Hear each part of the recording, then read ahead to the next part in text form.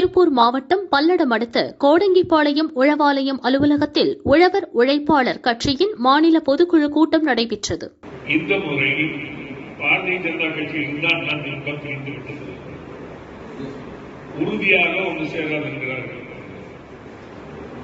அதனுடைய நிலைப்பாடு எப்படி போய் முடியும் என்று கணிக்க முடியவில்லை. உறுதியாக மிகப்பெரிய இழப்பு பிஜேபிக்கு மேற்படும் அதிமுகவுக்கு அதுதான் உண்மை. லெவுகா அதிமுகவுக்கு வெற்றி வாய்ப்பு கிடைக்க வாய்ப்பு இருக்கு. இவர் 2 பேரும். ஆனால் இந்த முறை எது எப்படி இருந்தாலும் இந்த நாட்டை பாதுகாக்க மீண்டும் மோடி தான் வருகின்ற வாய்ப்பு இருக்கிறது. அதனால் ஏதோ நம்முடைய காரியங்களை நம்முடைய கோரிக்கையை நிறைவேற்றிக் கொள்ள வேண்டும் என்றால் மோடிக்கு ஆதரவு தான் சிறப்பாக இருக்கும் என்று சில நண்பர்கள் யோசனை சொல்கிறார்கள்.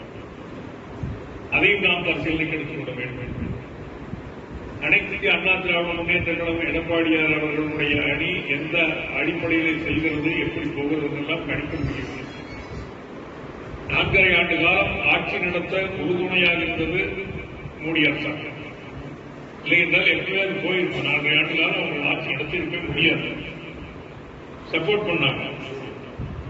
அதற்கு பிறகு பொதுக்குழுவை அங்கீகரித்து, தேர்தல் கமிஷன் அங்கீகரித்து, கோர்ட்டில் அங்கீகரித்து, கொடி சின்னத்தை அங்கீகரித்து எல்லா வாய்ப்புகளையும் எடப்பாடிக்கு வெற்றி வாய்ப்பாக அமைத்து கொடுத்தது மத்திய அரசினுடைய பங்கீடும் அதில் இருக்கும்.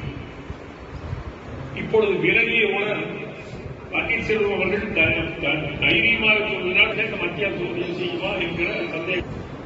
எது எப்படி இருந்தாலும் கருத்தை விவசாயிகளுடைய கோரிக்கைகளை நிறைவேற்றவும் என்று சொல்லி உங்கள் கோரிக்கைகளை கொடுங்கள், நாங்கள் தேர்தல் சேர்க்க வேண்டும் என்று கேட்டு நம்மை அணுகி யார் வருகிறார்களோ அவர்களுக்கு மட்டும் ஆதரவு கொடுப்பதற்கு தீர்மானிக்கலாமா?